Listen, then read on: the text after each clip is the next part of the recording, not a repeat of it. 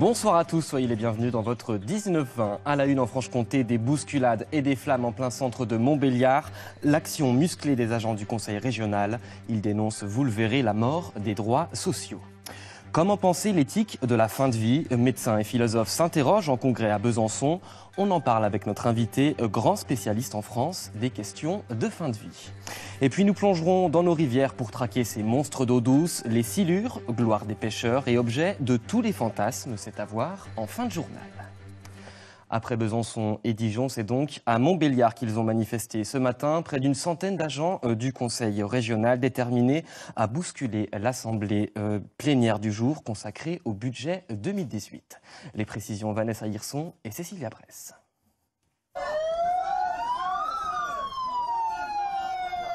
Bien décidés à rencontrer les élus, des manifestants tentent par la force d'entrer par une porte de secours. Des agents de sécurité postés à l'intérieur et une quinzaine de policiers interviennent pour les en empêcher. Regardez, ils sont tous là, ils vont nous attraper, ils vont tous nous mettre au panier, ça continue. Plus tôt dans la matinée, des chrysanthèmes ont été déplacés devant la porte principale pour symboliser la mort des droits sociaux. Une palette et un pneu ont été brûlés. Les pompiers se sont d'ailleurs déplacés. À l'appel de l'ensemble des syndicats, les fonctionnaires travaillant pour le compte du conseil régional se sont mobilisés pour la deuxième journée consécutive. Ils viennent de Besançon, Montbéliard, Champagnole et Dijon pour dire non au nouveau contrat social. Alors que les élus augmentent de 20%, les agents n'ont rien en plus. Certains vont certainement perdre s'ils passent sur le nouveau régime indemnitaire. En plus, ils sont obligés de travailler bénévolement régulièrement. De se payer les transports, Dijon-Besançon, Besançon-Dijon, plus Nevers, plus Belfort, etc. Quant aux élus régionaux, certains affichent publiquement leur soutien aux grévistes.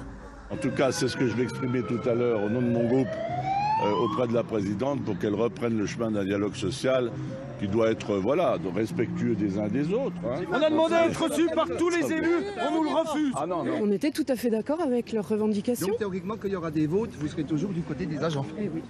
Donc il y aura, au moins une voix pour les agents du conseil régional. Mais il y en aura plusieurs aujourd'hui.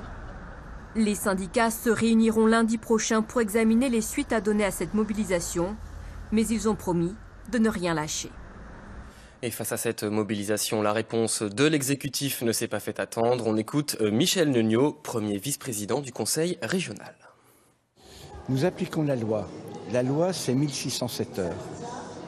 Dans toutes les collectivités, dans toute la France, on a 1607 heures. Et donc, en appliquant la loi, cela revient effectivement à supprimer les jours de congé présidente, mais qui n'existent plus ailleurs.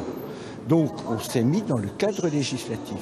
Mais par contre, nous avons fait en sorte que la façon de répartir ces 1607 heures prenne en compte la vie personnelle des agents.